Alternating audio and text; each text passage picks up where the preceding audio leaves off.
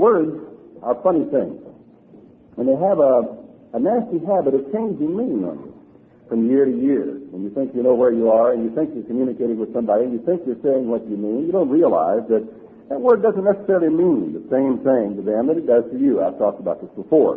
And the struggle to convey meaning goes on all our lives. For example, if I tell you that one of the great hallmarks of a Christian is love, we have a problem.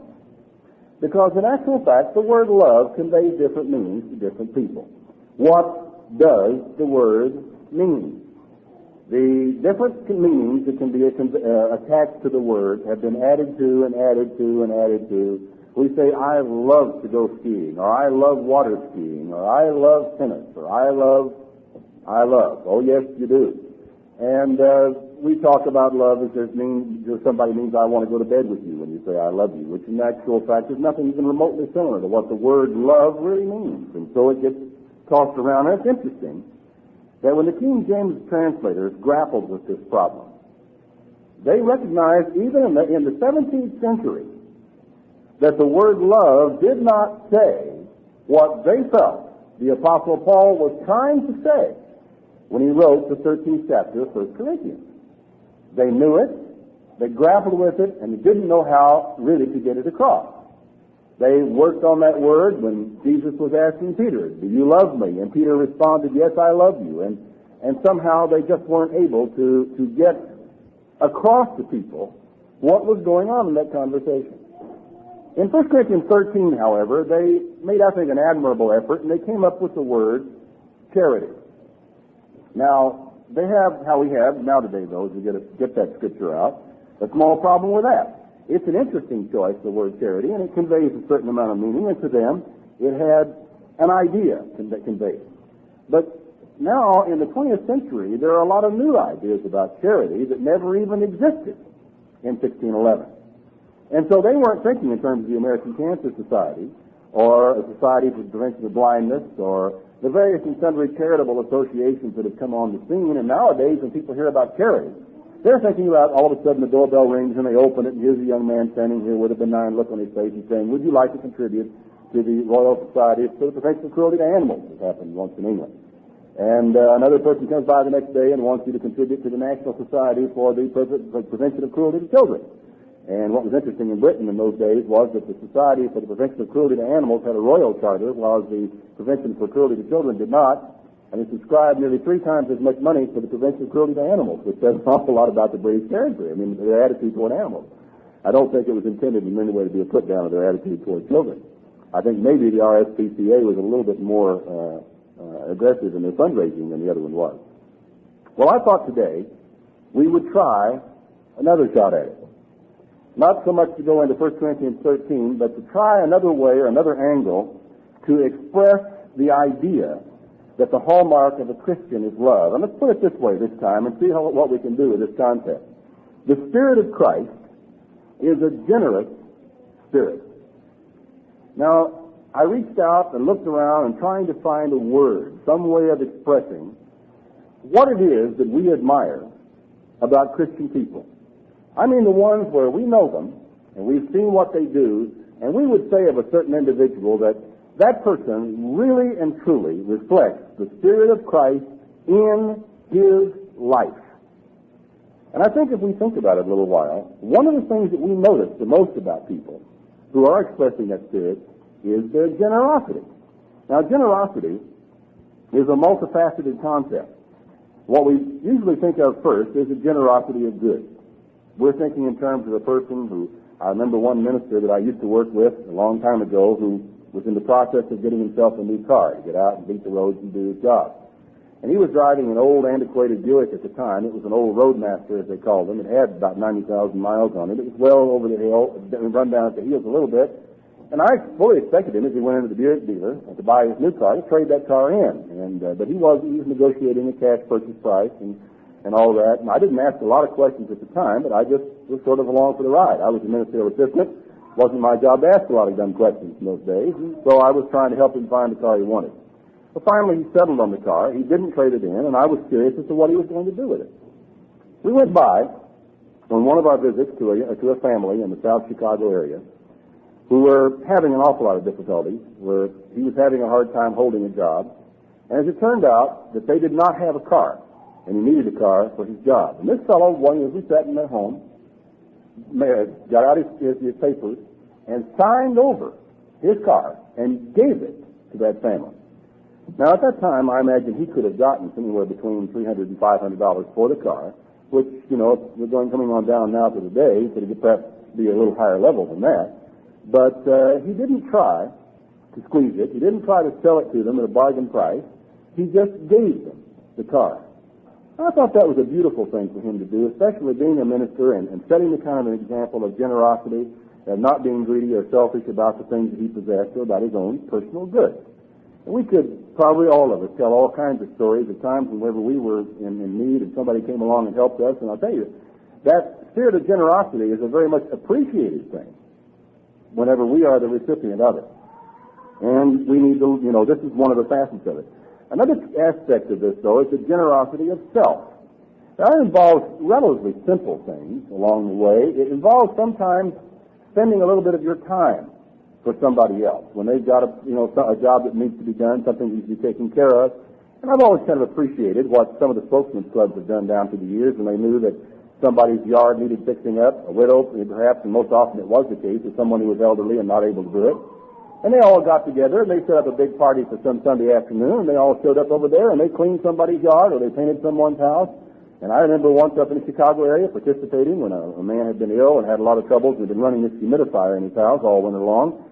And as a result, all the paint was peeling off the outside of his house as all the fumes from this thing got through the walls and began to break down the paint. So we were out there with wire brushes scraping the paint off of his house, and all he had to provide was the paint. And if he couldn't have done that, I think we would have all gotten chipped in and bought the paint for him and painted his house and paid for it as well. Everybody really enjoyed it. And sometimes you wonder whether the people who are being generous are not actually getting more genuine pleasure out of it than the person who's receiving the benefit that was involved. But that's a generosity of yourself. It sometimes may involve a slight risk on your part. As, for example, when you're driving along a dark road at night, and you happen to see a young black fellow standing beside his car with a gas can in his hand. And you think to yourself, shall I stop or shall I not? And you stop and you pick him up and you carry him on in town, and I tell you, the gratitude in that kind of situation is something to behold, because he didn't have an awful lot of hope of getting picked up that night. To marvel, he didn't have to walk all the way to town. And so it can happen from time to time when a person is willing to be generous with himself, to maybe take a risk, to spend some of his time, to maybe share his ideas with someone else in conversation, or to patiently listen to someone else who needs to be able to express a problem or a frustration or a difficulty. A generosity of self. There can also be a generosity of opinion or judgment. And by that I mean being generous in your evaluation of people, giving people the benefit of the doubt, being forbearing of people's little foibles and things that they do, the mistakes that they make, being magnanimous in your judgment, being willing to say within yourself, really, I know that he probably shouldn't have done that, but, in other words, the generous spirit finds its expression in a willingness to make excuses for people, a willingness to believe the best, a willingness to hope for the best even when they've several times experienced the worst. And it's characteristic of people in that kind of frame of mind that they do occasionally get taken advantage of, maybe more often than they should, but frankly, reading the Scripture, one thinks it might be better for you to be taken advantage of occasionally than to always be looking out for yourself or protecting yourself at all costs, no matter what might come your way. There's even a thing which I would call the generosity of the gift of God, which finds an expression, for example, one day when Peter was another apostle walking along the street toward the temple, and they walked by a man who was begging alms. And he looked up at them, expecting to receive something from them. I guess he may have even had a small cup in his hand that he extended to them. And Peter turned and looked at him, and he said, well, silver and gold I don't have, but such as I have I give you. In the name of Jesus Christ of Nazareth, rise up and walk. And you see in these men who possess the gifts of God a drive, an urgency, a desire to communicate them, a desire to share them. I think even the willingness to get to preach, to teach, to hit the road, and to spend time with people. All these things are a generosity of the gifts of God. And it finds expression when Paul wrote to the church and he said, pray for one another, that you may be healed. And I know we get multitudes and multitudes of prayer requests at the office from people from time to time, and I know that a lot of you know of problems and difficulties that other people here have, of struggles that they are facing, of tasks that they are trying to accomplish in the face of difficulty. And one of the ways of sharing the gifts of God or the Holy Spirit is in praying for people who may find themselves in that kind of a situation. Now, these are only 4 facets of this concept of generosity as an expression of the Spirit of God, and I'm sure there are more. But today, I want us to take a look at a couple of these facets rather than trying to necessarily go into all of them, and to maybe try to understand each of them by the other, and maybe have a little bit of a grasp of how, in the understanding of generosity in one area, there may be a grasp of generosity in another area. The first of these I wanted to take a look at is one that's perhaps the most obvious, the one that you tend to look at first, and that is the generosity of goods or of possessions or things that you may have. Now, there are 3 primary directions or objects of generosity. And I say primary, I don't mean to mean that these are exclusive, but they are these: God, family, and the needy, or those in need. Now, I say primary, which means these are the first things in the list that one might look to for a generosity of goods are concerned. It doesn't mean we shouldn't be generous with people who are not in our family or people who don't have specific needs, because I think if a person has a generous spirit, it will find expression with anybody that he's with. But these are the primary areas, and these are the areas that I want us to pause for a moment and take a look at. So turn back to the book of Proverbs, first of all. In chapter 3, the book of Proverbs is an interesting scripture. I'm not talking today necessarily about any particular system of giving. I'm just talking about the concept of a generosity toward God. We read in chapter 3 of Proverbs, beginning in verse 5, "Trust in the Lord with all your heart, and lean not to your own understanding. In all your ways acknowledge him, and he shall direct your path. Don't be wise in your own eyes. Fear the Lord, and depart from evil. It shall be health to your navel, marrow to your bones." He talks about the blessing that comes from trusting God. And then he says, "Honor the Lord with your substance, and with the first fruits of your increase." And this is a very important thing to understand. You don't wait until the end of everything to honor God. It says honor God with the first fruits, the first things that you receive.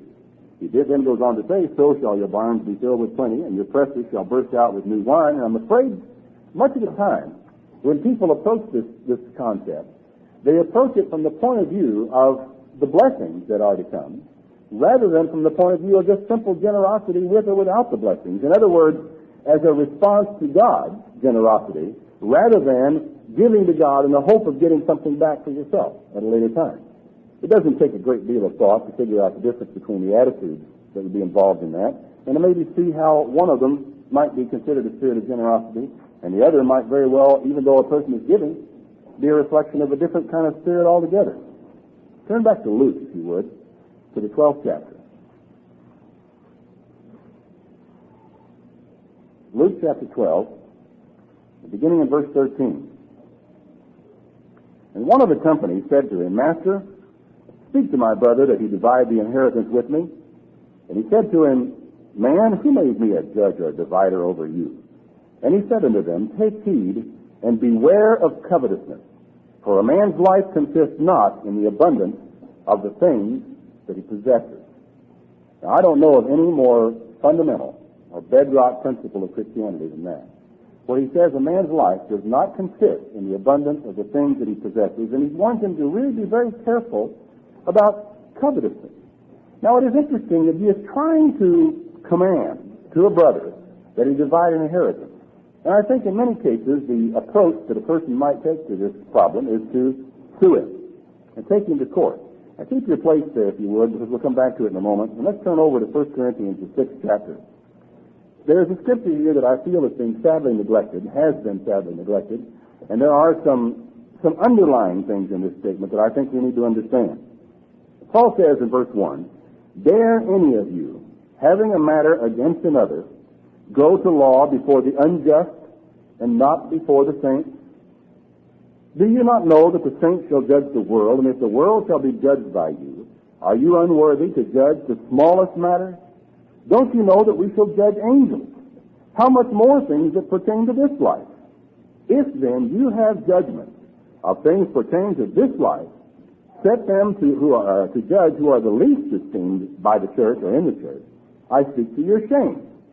Now, it's difficult to follow Paul, or at least to follow the translation, and it's not an easy passage to translate as far as all the ramifications of what Paul is saying. But what he is saying is just simply this. This is amazing to me, that if you have judgments of things that are going on inside of the church, if Mr. A over here has a grievance against Mr. B, he says it's a horrible thing. It's an incredible thing to me that Mr. A should go down here to the court and have a subpoena issued upon Mr. B and drag him in before the court, which is essentially public, and begin to air the dirty linen of individual members of the church before the public. Now, I would imagine, I frankly would doubt that the Corinthian church had, at this point in time, a systematic means of listening to and handling grievances in the church. Had they had such a system, I imagine it would have been handled that way. Now, here we are today, and a person might say to himself, having a grievance over a business matter between Mr. A and Mr. B, he might say to himself, there isn't any way that I can get this taken care of in the church, therefore I must go. And I think, it wouldn't be an illogical thing, because he would look around the church and he would say, there isn't any judge, no one has been appointed, nothing has been set up. But of course, the reason why nothing has been done, the reason why no one has been set to judge, is simply because no one has asked. I really believe, I don't know exactly how we would go about it, but if such a person were to come to us and say, I have a problem, and if I can't get the problem resolved in the church, I might be forced to go to law or to the judge. What can I do? Can you help me? Well, I would presume that in the church then, by some means, we would appoint a council of elders or a tribunal to sit and hear the individuals concerned until what would amount to binding arbitration, make a decision on it if both parties were in agreement to listen to or to heed the decision before it was made, and such problems could be resolved inside the church. It appears to me that the New Testament church made these decisions as they went along. In other words, when they encountered a problem, they would get together and resolve the difficulty. As a result of just exactly that kind of a reaction, there were the first 7 ordinations that took place in the 6th chapter of Acts, which we call the first deacons, which is rather a doubtful thing as to whether those were what we call or would call deacons today or not. But then again, that's another matter. But Paul's point, I don't think, is so hard to understand. What he is saying is there should be a way of handling these disputes in the church and not have them go on outside the church. He says, I speak to your shame. Is it so that there is not a wise man among you? No, not one that shall be able to judge between his brethren, but brother goes to law with brother, and that before the unbelievers. Now there is utterly a fault among you, because you go to law with one another. Why do you not rather take wrong? Why do you not rather suffer yourself to be defrauded? Now, Paul seems to say that there is something worse than suffering financial loss. That it may be better for you to just go ahead and take wrong. It may be better for you just to go ahead and pay and take loss, be defrauded, rather than go through litigation and all the problems that might be encountered therein. It's an interesting concept. And there's an underlying approach of an unselfish attitude, of a giving spirit, a willingness to give the other person the benefit of a doubt, a willingness to let the other person win, if that's what has to take place. Now, I'm not going to say that there might never be a case when a church member might be forced to go to law against a church member, because there is no recourse any other way. But he should answer this question first: might it not be better to suffer wrong? Might not it be better to allow yourself to be defrauded? Of course, I'm afraid many people nowadays have found themselves with no choice in the matter, but have been dragged into court by other people, and therefore have had no choice but to go ahead and go to court, go to law before the unbeliever. But it is kind of a sad situation for a person to ever find themselves in what should be a Christian organization. Considering a little further then, here in Luke, the 12th chapter, where we were before, he says in verse 15, beware of covetousness. A man's life does not consist in the abundance of the things which he possesses. And he spoke a parable unto them, saying, the ground of a certain rich man brought forth plentifully. And he thought within himself, saying, what shall I do, because I have no room where to bestow my fruit? And he said, this will I do. I will pull down my barns and build greater, There will I bestow all my fruit and all my goods. And I will say to my soul, Soul, you have much goods laid up for many years. Take your ease, eat, drink, be merry. But God said unto him, You fool, this night shall your soul be required of you. Then who shall be those things which you have provided?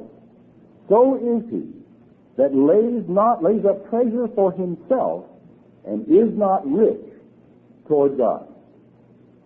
Now that's an interesting scripture, because if we conclude that any giving to God or any offering made to God is of a purely voluntary nature, that there is no requirement made upon the man of God to give in any particular size or any particular amount or any circumstance, how could this scripture ever be said?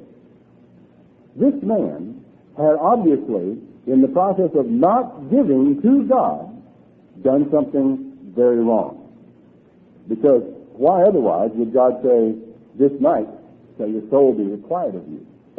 And so shall it be with everyone who lays up treasure for himself and is not rich toward God.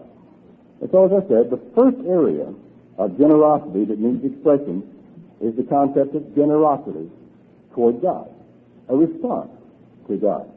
It, of course, finds its expression in the law of the tithe, which I think most of us have understood and done for many, many years. And we'll find, interestingly enough, in the three concepts that I was talking about, what found expression in the law of Moses as what we called a first tithe, a second tithe, a generosity towards your family, and a third tithe, a generosity toward those who are in need. And we'll talk a little bit, not exhaustively or not conclusively about any of those things today, but I do think we ought to at least talk about them in passing. And here, in passing, we find the concept of what we have always referred to as the first tithe, which is a form of returning to God that which is due unto him. Because you are, as it were, a sort of a sharecropper on this earth, that God is the owner, and it is the responsibility of the individual to return something toward God. If we ever had any other scripture to let us know that there is some responsibility, Luke 12 makes it very clear that there is some responsibility to the person who has gotten rich off God's money. Verse 22 goes on with the theme. And he said unto his disciples, Therefore I say unto you, take no thought for your life, what you shall eat, neither for the body what you shall put on. The life is more than meat, and the body is more than raiment. Consider the ravens. They don't sow, they don't reap, they don't have storehouses, they don't have any barns, and yet God feeds them. Are you not much better than the fowls? Which of you with taking thought can add one to his stature or 1 cubit? If you're not able to do that which is least, why worry about the rest? Consider the lilies, how they grow. They don't toil, they don't spin. And yet I say unto you that Solomon in all his glory was not arrayed like one of these. If then God so clothed the grass, which is today in the field, and tomorrow is cast into the oven, how much more will he clothe you, O ye of little faith? And seek not what you shall eat. Don't worry about what you're going to drink. And don't be of doubtful mind, or as Matthew put it, take no anxious thought for the morrow. For after all these things that the nations of the world seek, and your Father knows that you have need of these things. But rather seek the kingdom of God, and all these things shall be added unto you. Now, there isn't anything any more basic to the teachings of Christianity than the Sermon on the Mount and these expressions coming out of the Sermon on the Mount of generosity, of giving, of unselfishness, of not trying to be greedy where the physical goods of this world are concerned. Fear not, little flock, it is your Father's good pleasure to give you the kingdom. Sell what you have and give alms. Provide yourselves bags which wax not old, a treasure in the heaven that fails not, where no thief approaches, neither moth corrupts. For where your treasure is, there will your heart be also. Let your loins be girt about, and your light burning. It's a beautiful concept. And understanding the first principle of generosity, which is generosity towards God, expressed here in Luke 12 as the man, in the negative sense, of the man who was not rich toward God, is bedrock to it. Now, if you turn back to 1 Timothy chapter 5, I want to talk for a moment about generosity to one's own family and his responsibility to that family. 1 Timothy in chapter 5, verse 8. But if any provide not for his own, and especially for those of his own house, he has denied the faith and is worse than an infidel. Now, I think this is very important scripture, and it is an expression of the law of God which I think perhaps we have not given adequate consideration to in the past. Let me explain what I mean. There is no consideration of giving or generosity that can come before the responsibility a man has to provide for his own house. The failure to do so, we are told, denies the faith and makes one worse than an infidel. So it should be fairly evident then that if in the process of giving to people who are in need, you actually deprive your own family of the necessities of life, this is not right. You have actually broken through an overriding principle. You know, it is entirely possible that there are situations you could be in where you find yourself in a bind where, in order to do what you know obviously is the right thing, you must transgress the letter of the law. And there does seem to be, as there is in human beings, a hierarchy of needs. There may well be a hierarchy of law that maybe we have never considered. Now, I'm not prepared to start saying, okay, this one of the Ten Commandments is more important than the other one of them, and so on.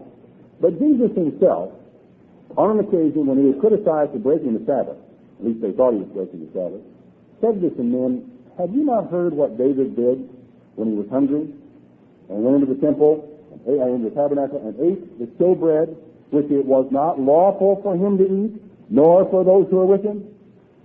It is a fascinating, it's an instructive thing, because when you go back and read the account where David was there in the Old Testament, you find both David and the priest rationalizing their way through this situation and explaining, well, yes, the bread is in a manner of speaking common, and the young men are in a manner of speaking holy because they have been kept from women these days. And they go through this whole rigmarole in order to get their minds clear on one important question. Does the ceremonial law of God go right across and cut across the need to keep human beings from starving? It's an interesting concept. Do you allow people to die or to go faint or to become ill or to suffer in some way because of a lack of food, when there is food there to eat, which is perfectly good food to eat, but is ceremonially not given to these individuals? Jesus is saying something rather interesting when he draws that. I don't know how to apply it in all of its ramifications. I don't know how far to extend it, but I do know this, that there are some aspects of the law of God that God himself does not intend to be rigidly applied in circumstances where they cause hurt to human beings. And I suppose that individually we have to make our own decisions about those circumstances and bear our own responsibility in it, and our own understanding of the merciful nature of God and his wisdom and his willingness to forgive and his abundant mercy. And I'm not about to try to explain all the ramifications or aspects of it, but I can see very clearly where it would be a mistake for us to impose upon a people a third tithe law, which caused them to go so deeply into poverty that they were not able to put shoes on their own children's feet, or where they were not able to purchase the food to keep their own children from becoming malnourished. This law, this statement, where your family is concerned, rides right across the top of any other law that would come in conflict with it, with the possible exception of that law which expects generosity toward God. There is only one person, in other words, that you should put ahead of your own family, and that is God, and you should indeed do that. Jesus said, anyone that comes to me and loves father or mother or children or wife more than me is not worthy of me. Or he that comes after me and hates not his father or his mother and so forth cannot be my disciple. And so God clearly must be placed ahead of family.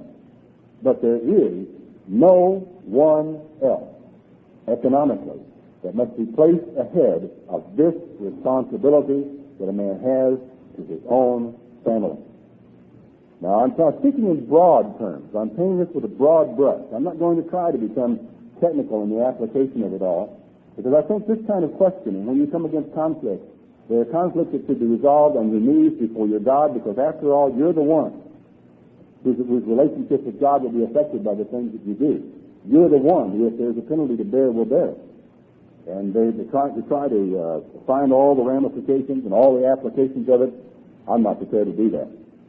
Turn back, if you would, to the 14th chapter of Deuteronomy, to an interesting scripture, and one which has created no small end of discussion. I'm not going to try to answer all the questions on it today. Let's just look at it from a point of view of what God did to these people in the Old Testament time. He says in verse 22, you shall truly tithe all the increase of your seed which the field brings forth year by year. And you shall eat before the Lord your God in the place that you shall choose to place his name there, the tithe of your corn, of your wine, of your oil, the firstlings of your herds and your flocks, that you may learn to fear the Lord your God always.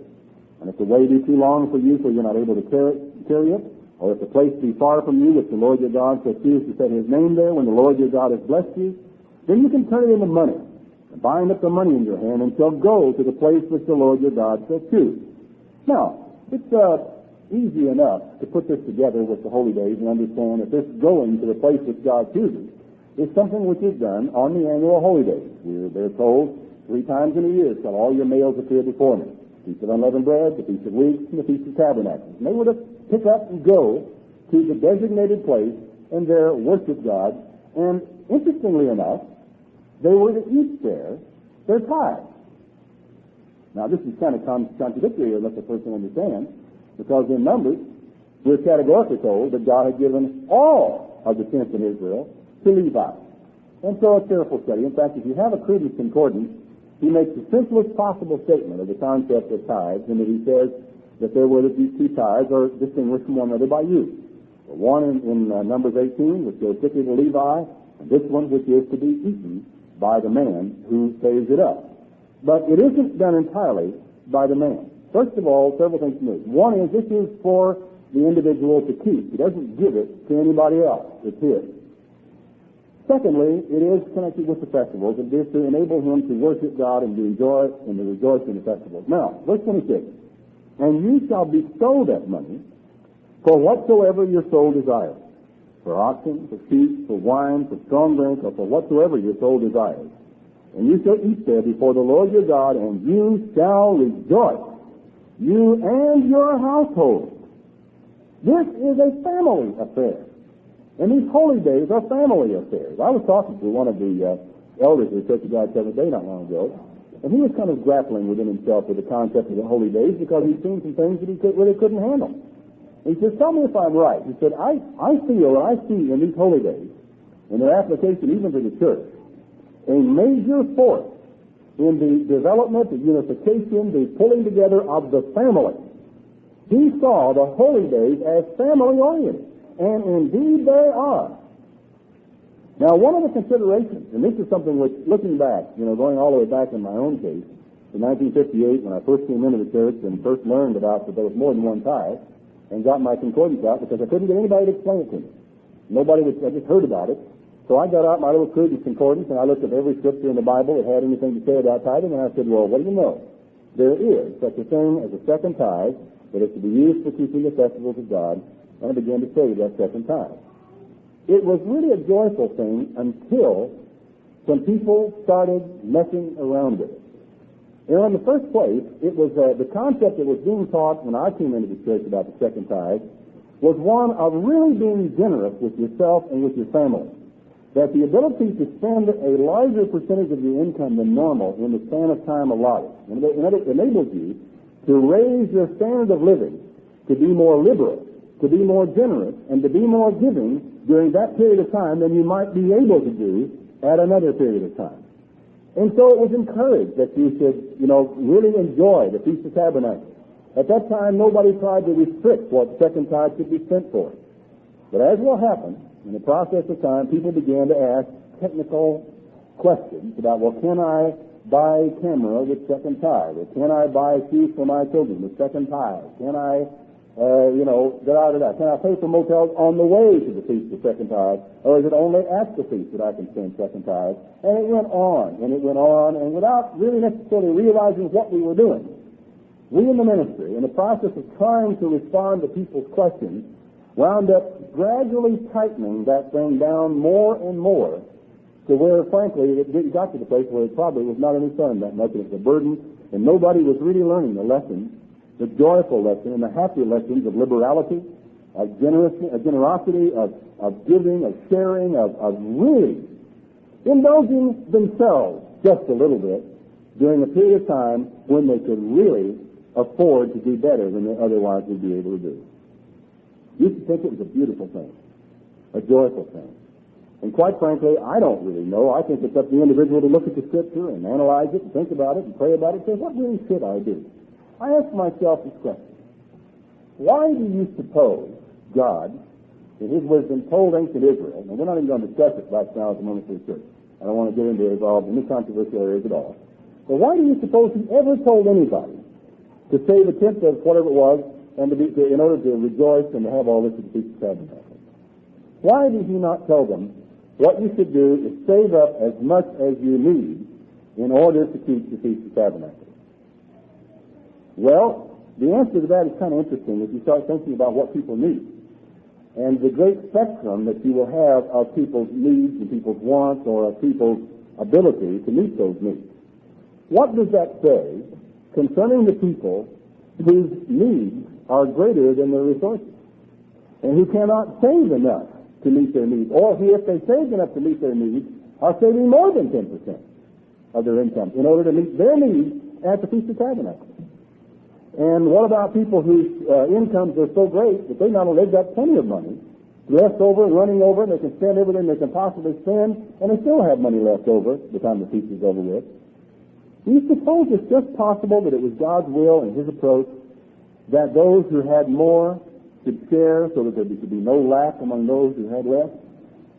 That's about as consistent with the character of God as anything could be, isn't it?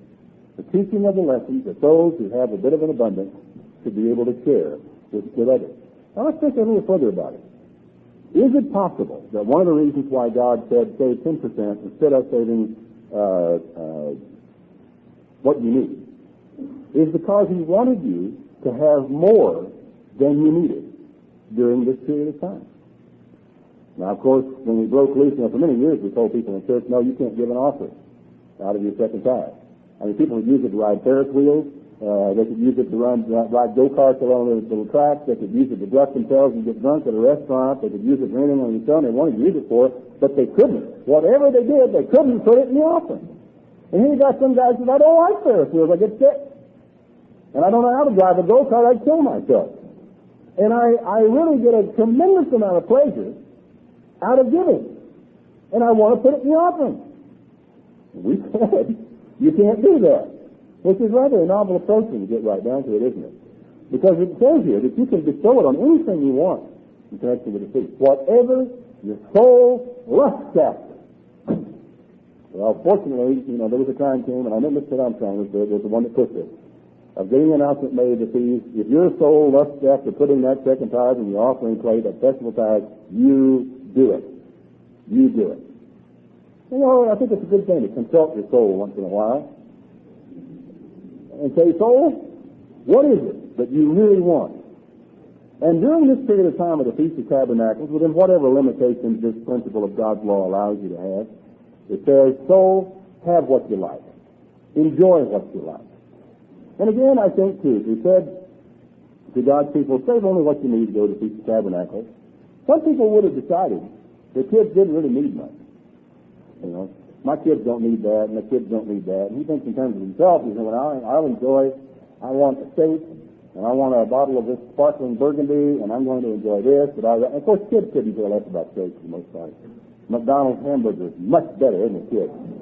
I mean, for crying out loud, steak and all those types of things, baked potato, that's all right, I guess. Baked potato can be pretty good, but steak is so-so. The hamburger, now that's in. But, you kind of just think, well, now the money my kids save on hamburger, is there anything I can do for them that they would enjoy and rejoice in, so that maybe in the years to come, my children would say, I never know of any time when I had more fun than I did at the Feast of Tabernacles. I don't know why it is, but a lot of people apologize. They really feel badly because their children cannot enjoy Christmas. And yet those same people don't seem to me. Now, you'll have to forgive me. I don't have any children, so I'll sit and judge as everybody does. Some people will go to the Feast of Tabernacles and will not seem to take the pains to make it a family festival, as I believe, and as I think even that minister from the 7 days saw, that God intended. The generosity toward one's own family, that I think is a critical thing. So that your family can not only rejoice in the physical possessions which they do, but occasionally, and at the times and seasons which were more and more pointing toward God, could really rejoice in the blessings that God bestows and maybe have more than they otherwise might have, or more than they think they might like to have sometimes, but anyway, or more than you think sometimes they may need. So I think some people, I mean, it just varies. There are people who are different, but some people are very austere with their children. And it seems as though that if they could just read this, and if they could just understand that here's a situation in which God deliberately and methodically moves the people to be generous with their own family. I think that's a beautiful concept, and one that I'm afraid in many cases we have overlooked. The other concept, the third of these, is one that I think we perhaps think of a little more often, and perhaps participate in a little better than we might at other times, and it finds its expression in the following scriptures here in Deuteronomy. It says, at the end of 3 years you shall bring forth all the tithe of your increase the same year, and shall lay it up within your gates. And the Levite, because he has no partner inheritance with you, and the stranger, and the fatherless, and the widow that are within your gates shall come, and shall eat, and shall be satisfied, that the Lord your God may bless you in the work of your hands which you did. Now, in the process of looking at third tithe over the years, which we call this, we don't like to call it third tithe, like whether it's called emergency fund or something else, whatever it is, in the process of looking at this, I'm afraid in most cases we have looked at it from the point of view of the burden that it places upon the person who tries to save that third tithe or give that third tithe in a third tithe year and winds up during that particular year with 30% gouged right out of his income, which is pretty rough. All of the letters that we've had and all the testimonials notwithstanding of the things that people have been able to do in their third tithe year. I remember in my first one I bought a brand new car for the first time in ages and ages right in that year. But all in all, even laying all that aside, I think sometimes we may look at it from the point of view of the burden it places on people, and might ought to pause just a moment to remember all of the people who enjoyed the benefit of that emergency fund or welfare fund or assistance fund year in and year out, and who were relieved from grinding poverty by that fund. Because it is true. Our own ineptitude in administrating it notwithstanding, our own avarice sometimes in the polluting of the use of that fund notwithstanding, the human errors, the human vagaries, let's sweep them all aside, can we, for a moment? And let's think of a poor woman who has lost her husband and is alone, and whose welfare payments are so low that she is actually barely living at the starvation level. But let's consider the possibility, let's take a look at this thing from the other side, from the side of the person who receives it. Now let's back off for a moment and look at this again from another point of view. It doesn't say in this verse, at the end of 3 years you shall bring forth all the tithe of your increase and send it into headquarters. It doesn't say that. The third tithe in ancient times was not centrally administered. It was taken care of in local cities, city by city by city. And interestingly enough, it says you shall lay it up within your gates. Paul on one occasion wrote to some people and said, lay by you in store, telling them about this emergency offering. And every one of them was laying by themselves in store things against this time. So he said, so there'll be no gatherings when I come. So that when he came, they had it all put up, and the individuals were able to bring it together. I wonder if you were to think in terms of a systematic approach of a percentage, be it 1% or 2% or whatever it was you decided was right, if you had a little fund of your own that you set aside and said over here, this is the money that I put aside, this is a part of my resources that I'm going to save, so that I will have the resources to help people who come to me for help. Notice I didn't say that you're supposed to take, a certain percentage and you're supposed to write your check and send that in and mark it third tithe so it can be put in the central third tithe account so that somebody from over here can write into us and we can evaluate their letter and send somebody over to see them and pry into their business and inquire about all these things and be in a rather demeaning way, I'm afraid, sometimes, and then dole out some kind of a monthly third tithe check. I didn't say that, did I? I said that an individual would determine within his own heart that he is going to lay aside in a small fund a percentage of money or goods or whatever it is that he's got, that he is going to have there as his own resource to respond to a call for need from another human being. So that over a period of time, it kind of accumulates up to the place to where one day somebody comes by to you and says, you know, I really got some problems. I don't know what I'm going to do. I'm just desperate. And begins to explain his need. And you don't even have to think twice. Don't even have to think twice. The man needs a couple $100. He's up against this, that, the other thing. And it just so happens that fund of yours you laid aside has grown to the point it's about $200 a quarter in there. And you haven't done anything with it up until this point. And wham, you can say, look, I got the solution to your problem, buddy. I got it right here. And you give him a check. Now, you know, that's got to be encouraging to do that. Now, on the other hand, if this money, as you start laying it aside, throws you into a situation to where your own family is in trouble and becoming poor and becoming eligible to receive third tithe, if you will, then why not pay it to yourself right out of your own individual fund, right back into your own family? Because after all, he that provides not for his own, especially of his own household, has denied the faith and is worse than an infidel. I don't know, I'd feel justified, wouldn't you, in taking care of my own family before I start trying to take care of other poor people?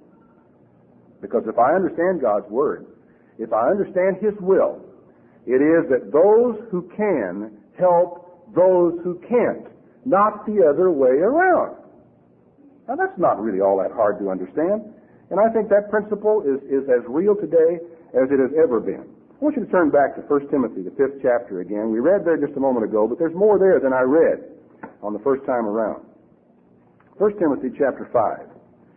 It says, rebuke not an elder, but entreat him as a father, and the younger men as brethren, and the elder women as mothers, and the younger as sisters with all purity.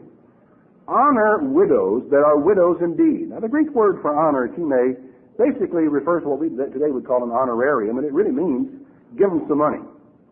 Help those widows that are widows indeed. But if any widow have children or nephews, let them learn first to show piety at home and to requite their parents. What does that mean? Well, it means I've got a mother. And before my mother should be receiving help from some third party, I ought to be helping my mother. It's as simple as that. And of course, for years and years, even under the most stringent third tithe administration that we've ever had in the church, as far as I know, we have always said that the first person you should be taking care of out of your third tithe is your own family, your own mother, your elderly father who can no longer work and is retired and is not getting along very well. That it is perfectly right and proper to take care of members of your own family who are in need. Now, why in the world? You know, we didn't tumble to the fact that if it's all right for me to help my poor mother, it's certainly all right for me to help my poor children. It ought to. But for some reason, it's not always easy to get some of these concepts straight in our minds, is it? And be able to make them clear to people. Honor widows that are widows indeed. He's writing to those who are administering some sort of a fund for helping people who are in trouble. But first of all, she should try to get assistance from her own family. They should requite their parents. That's good and acceptable with God. Now, she that is a widow indeed and desolate trusts in God and continues in supplications and prayers night and day.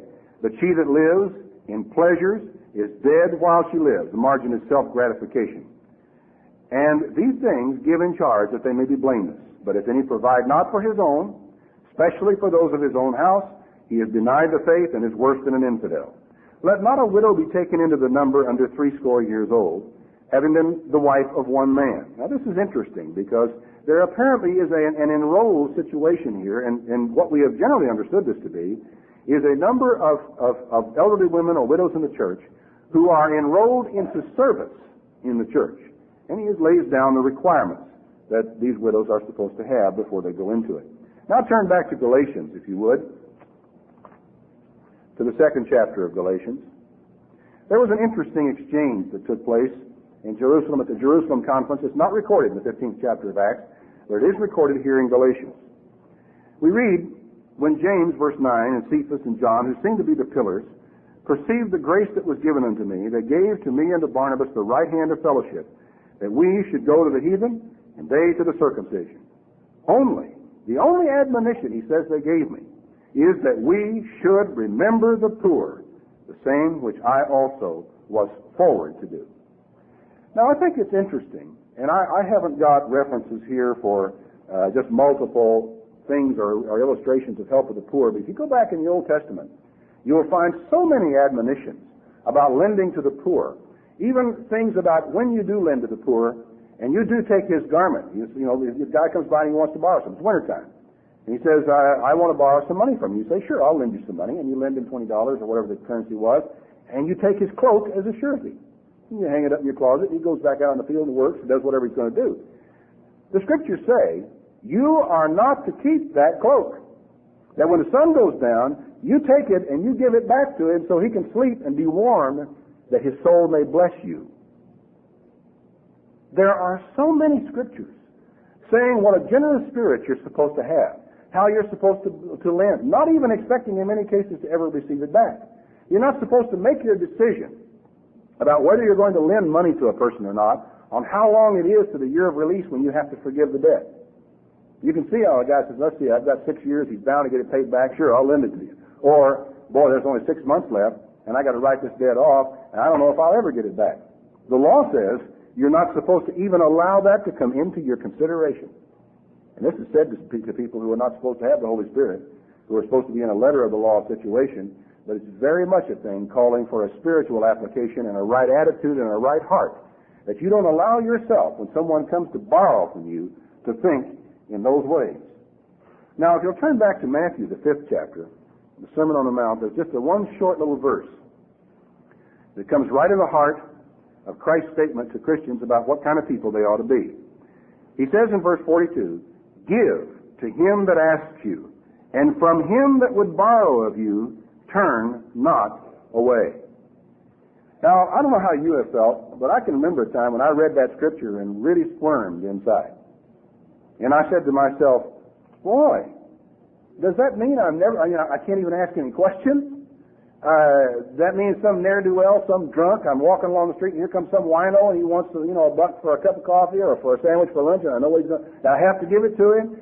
And does that mean? How many does that mean if you ask around some of these statements out of the Sermon on the Mount? Now, and I think about this, and I think in terms of how different I would feel if over a period of time I had been saving up some money for the purpose of helping other people. And I had it over here in a little bank account on the side. It was even earning interest. It was in that same account. And some chap comes to me and says, Dart, I got problems. I need to borrow money.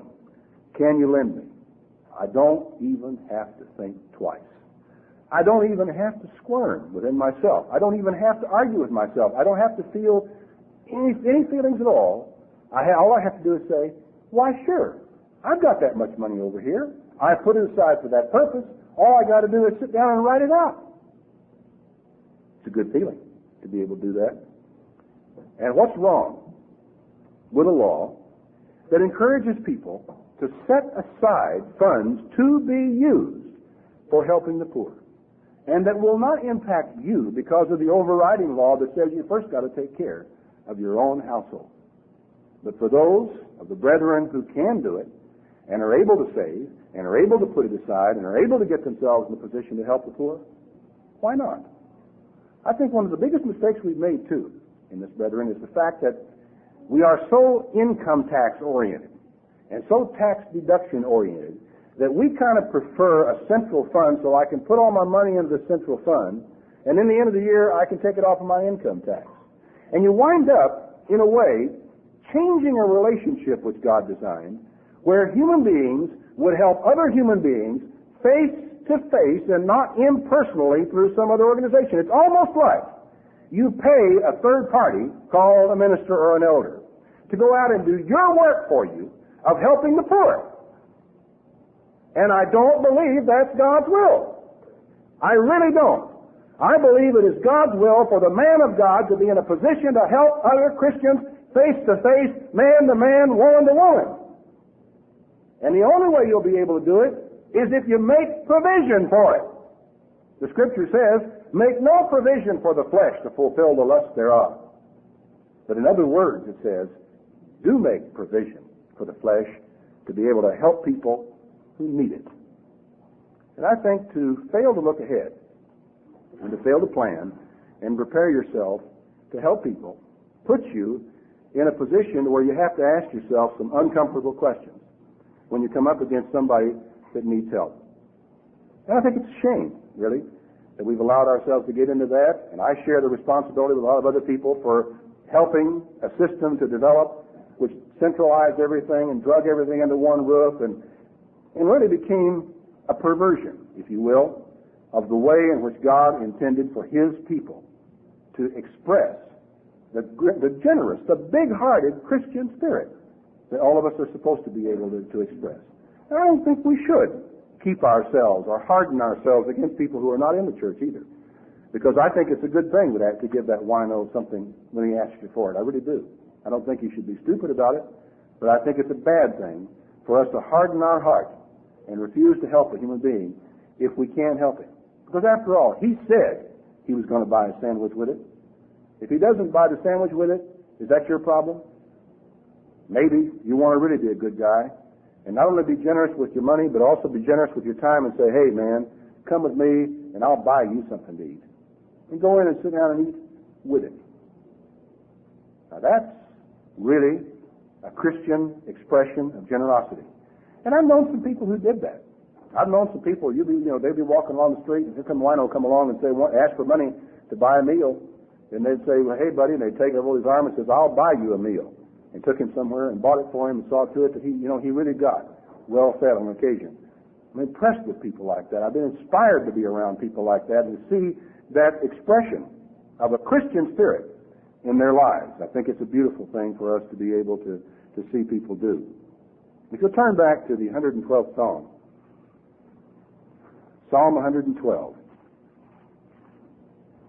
Praise you, the Lord. Blessed is the man that fears the Lord and that delights greatly in His commandments. His seed shall be mighty upon earth. The generation of the upright shall be blessed. Wealth and riches shall be in his house. His righteousness endures forever. Unto the upright there arises light in the darkness. He is gracious and full of compassion and righteous. A good man shows favor and lends. He will guide his affairs with discretion. Surely he shall not be moved forever. The righteous shall be an everlasting remembrance.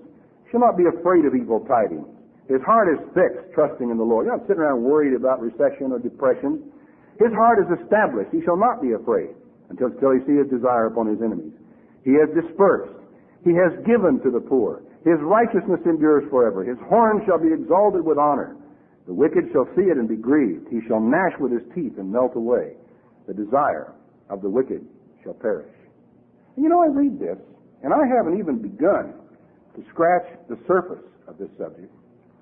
And I wonder within myself, I say, what's wrong with a system whereby a person lays aside a percentage of the blessing that God gives to him so that he may in turn be able to bless others? So in this thing of material goods, as I said, there are three objects of our generosity that are primary: God, our family, and the needy. And I think that how much happier we would be and maybe how much more impact we would have on other people if we could manage to find a way of expressing those things to them. Now, I said I was going to go into a couple of these, and there is one other that I want to talk about just a little bit today before I close. And that is the concept of generosity in judgment or opinion of other people. We have, I'm afraid, sometimes a very ungenerous approach to human beings who are doing certain things that we don't like, or that we think they shouldn't do, or that we think maybe are wrong in some way or another. I was interested the other night to watch Johnny Carson and Mitzi Gaynor, who were discussing on the night show their shyness. And it was rather funny because I've seen Mitzi dance, and of course she has this incredible smile, many teeth, and a big smile, a big mouth that makes such a generous smile. And you see her dance and move, and you're absolutely amazed, at least I was, to hear her say that she was a shy person. And I know she and Johnny, I've heard Johnny talk about it a little bit before. We're talking about their shyness and about the paradox that exists with shy performers and the difficulty sometimes that people have in understanding people like themselves. The result seemed to be that people tended to interpret their shyness as being aloof or stuck up somewhere along the line. And it was kind of interesting because they went on to develop the concept of how they had become performers as an outlet in order to try to overcome that shyness. And one of the reasons probably for their effectiveness is the fact that they have tried so hard to whip themselves and to overcome this tendency to want to withdraw from people and not talk to people, and so they have become extremely effective performers. And I got to thinking about it after talking to them and began to realize that, frankly, most people who are aloof or who appear to you maybe to be stuck up, which is one of our interesting words, you probably know somebody that you probably think, well, that person's kind of stuck up or stuck on themselves and so forth. And I think that probably most of those people are shy.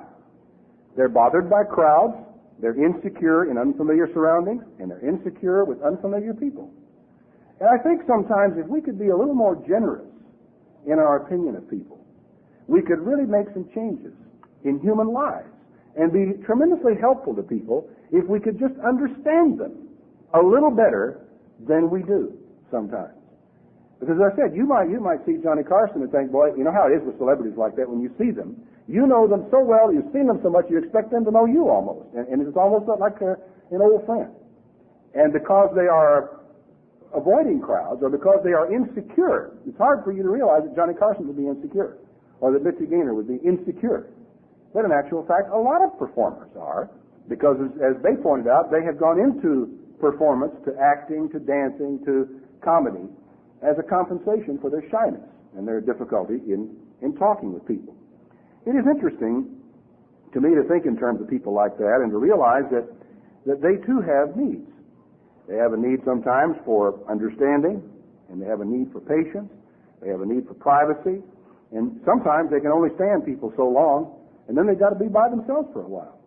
Then they have a need for quietness. It's interesting, you know, if you don't give that kind of quietness to a person who needs it, if you're not able to respond to someone that you spend a lot of time with, don't suddenly realize someday, hey, he obviously doesn't want to talk. And just simply lapse into quietness with a person that you enjoy being with and who usually enjoys being with you. That's a pretty good thing to do. There's nothing in the world wrong. In fact, it can be quite pleasant once you get over some people can't stand silence, if you know what I mean. If it stays quiet too long, they feel they have got to say something. Actually, there's a whole world of relationship that you have never explored, and that is of saying absolutely nothing when you are with someone you really enjoy, and of just being quiet together. You know what will happen if you don't do that? If you don't recognize the need for quietness in someone who needs it, they'll go away from you. They'll try to get away from you. They'll want us to go somewhere else. Not because they don't love you or because they don't want to be with you, but because the overpowering, the strongest need they may have at that moment in time is for quiet. Have you ever been there? I think all of us have been there from time to time.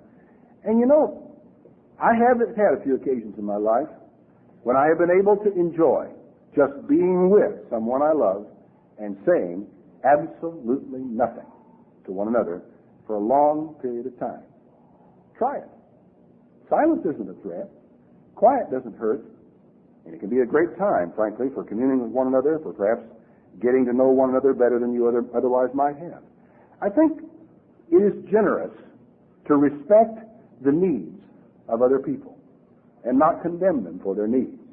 Sometimes when we see that a person needs something like that, we feel that they should be strong enough to overcome it, and we tend to be a little contemptuous of the person who hasn't got that under control, instead of respecting the need that they have and trying to help them in their need. I've wondered sometimes if people were willing to have the patience and the gentleness in working their way through the shyness of another human being, what a depth of friendship they might be able to find with that person. Because even the people whom you think are aloof or who might be stuck up are sometimes very lonely. And their aloofness or their distance or their tendency to keep people at arm's length is a defense mechanism. They are afraid. They are insecure. And people like that need help. They need understanding. Just like you need understanding and just like you need help. And I'm afraid too much of the time we aren't willing to put out the work or be generous enough in our evaluation of people to say, hey, this person, there might be something behind that facade that's worth knowing about. And maybe if I'll take the time, maybe if I'll listen, maybe if I'll let the other person show off a little bit, maybe if I'll let the other person talk, or maybe if I'll just relax and let them not talk if that's what they wish. maybe we can get to know one another. And maybe that shyness can be overcome, where I personally am concerned. Because you see, even the shyest of people have a few people that they are very close to and that they really enjoy and that they are comfortable with. And they get that way over a period of time by becoming familiar with the people, and where all the threats begin to get washed out, and where nobody is worried about competing with one another for anything that matters or anything that's important. It takes time for shy people to build those relationships, but oftentimes they are deeper and more lasting and more permanent than a lot of the superficial relationships that get built between outgoing, effervescent people who can talk to anybody anytime about anything. You ought to try it. It's worth it.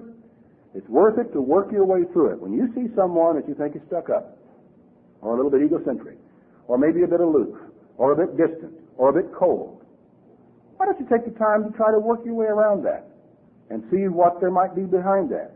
And whatever else there may be, realize that's a human being. It deserves respect, and it deserves understanding. Maybe he just wants to be alone. Maybe she just wants to be left by herself.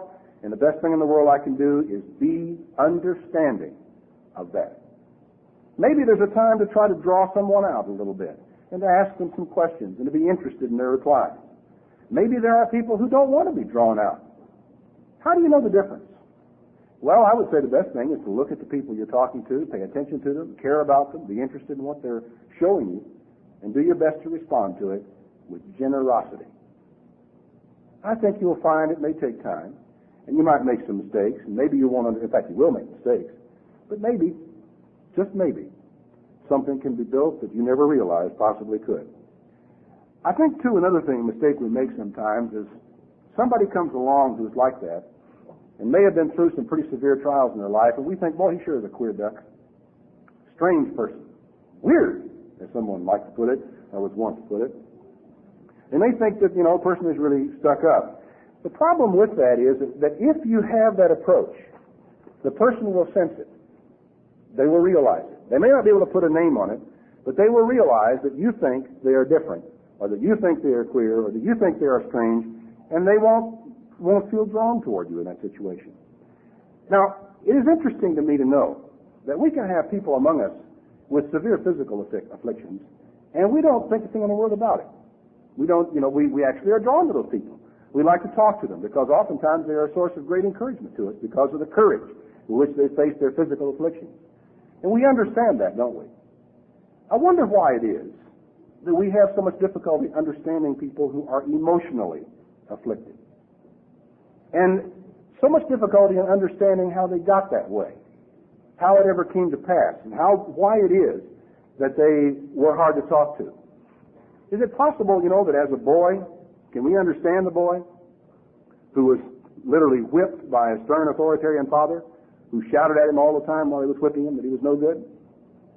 You think it's possible that that would have any effect on that boy as he grew to adulthood and would have an effect on his relationship with other people? I'd seen this book on a lot of bookstands, and I'd never thought it because I didn't think it was anything I'd be interested in. But I got to reading it just yesterday. It's a book called How to Sell Anything to Anybody. And it's written by what's a man touted as the world's greatest salesman, a man named Joe Girard. And in the book, what I found interesting, he's talking about the fact that he was not a born salesman. He was a born loser. And he talks about all the things that he went through in his early life to make him a loser. And there's a section in here I want to read to you because I think it helps us to maybe understand people a little bit better and some of the things they go through. Now, just follow me through this section. The furnace was in the cellar, but I remember the cellar for another reason. It was my father's favorite place to beat me from as early as I can remember. I guess I was as good and bad as most little kids, nothing special. So I never knew why he did it to me and not to my brother and my two younger sisters, but he did it. Mostly he would take me down there and tie me to a pipe, and then he'd beat me with one of those big leather straps he used to sharpen his razor. Anytime any of the kids made any noise or anything, it was me that got it. Down to the cellar, and him hollering as he whipped me, "You're no good. You'll never be nothing. You're going to jail." Stuff like that. I never could figure out why me, but he never stopped as long as I lived at home. Sometimes I'd run away a few blocks to the railroad yard down by the river and hide out in the boxcars.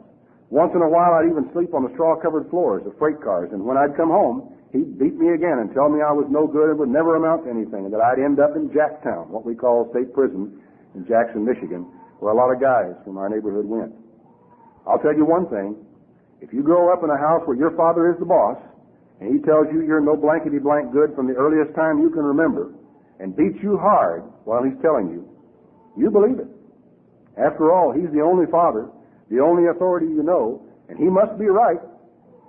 After a while, I started believing it, even though my mother used to come down to the cellar afterward and tell me I really was a good boy. That helped some, I guess, but she was not the boss like my old man, so as much as I loved her, I still believed that I was no good and never would be worth anything. I believed it for a long time, and it had a lot to do with what happened to me, what I did to myself for most of my life. It had a lot to do with it. And I think too much of the time, we just don't give enough consideration to where people have been before they come into our little life and our circle of friends, and the things that they may have been through. There was a man once who showed up in the Church of God who was extremely quiet, who would never say two words when one word would suffice, and always was very shy and tended to stand off from people. And if people came over and tried to talk to him in church, he would utter in grunts and nod, or would look at the floor and weigh, and had trouble looking them in the eyes, and had a lot of trouble. He attended church for just a little while, and the pastor of the church one day after services were over came over to him and asked him not to come back to church. The reason he gave the man was, quote, "You just don't fit here." Quote, "You make other people uncomfortable." And he was never allowed to come back to church. Months went by. Finally, the Church of God International began to get started.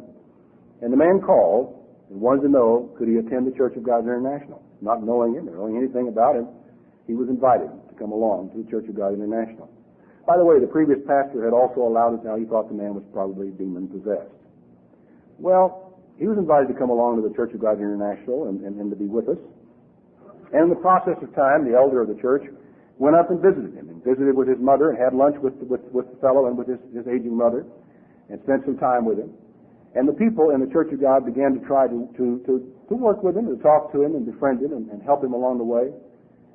What a difference that is when people, I feel, instead of trying to get rid of someone who makes you uncomfortable, are generous and big-hearted enough about the matter to realize maybe he's not my kind of guy. He is a little bit hard to talk to. Maybe I would have difficulty in getting to know him. Maybe. But I will say this. I am going to try to get to know him.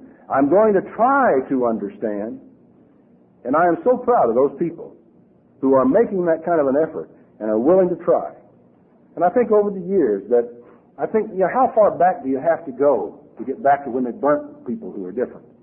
When they actually tied them up and set fire to them and burnt them alive because they were weird or different, or somebody thought they were demon-possessed. And how quick are we going to be to take some poor fellow who was beat within an inch of his life and had his father screaming in his ear that he was no good, or had his father come home drunk at night and beat his mother halfway senseless, till the kid grew up being afraid of everybody, afraid to talk, and afraid to get close to people, and say, he's demon-possessed! I can't have anything to do with it. People who do that are the ones that are weird. I wonder what James would have thought of that.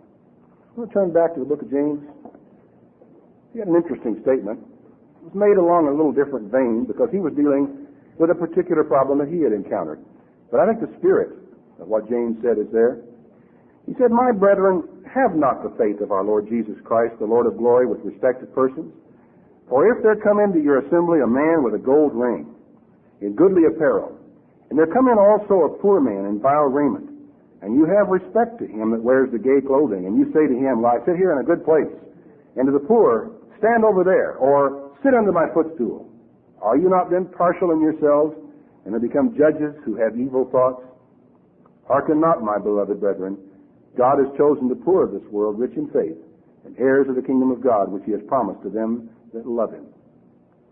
And I wonder how James would have felt about a church where some person came in who was real bright and bubbly personality, and a lot of fun to talk to, and a lot of fun to be around. And people would invite this person over to their home, and they'd have dinner together, and they'd play cards together, and they'd laugh and tell jokes together, and they would enjoy one another. And meanwhile, this poor fellow who got beat within an inch of his life when he was a kid, whose father was an alcoholic and whose mother was an alcoholic, and who grew up that way with that kind of a panic in his home constantly, and who may have even been hurt so many times physically by his own father, comes into our church, and because he can't talk, or because he's a little shy, or because he's painfully that way and has great difficulty in meeting people or getting to know people, but he's left alone and avoided and shunned, and even the pastor of the church goes over and says, "We don't want you to come back to church because you don't fit here." I hope that we can have the spirit of generosity. Read it, the spirit of love, to be generous not only with our physical possessions, but to be generous in our minds, to be generous in our attitudes, and to be kind to people, and to be understanding with people, and not, to be generous in our judgment of people. And I was really struck back when Ted wrote one of his earliest letters to the church membership. He concluded that letter with a statement that, "Blessed be the Lord God, who always gives us the benefit of the doubt." And God would that we would all try to do that with one another.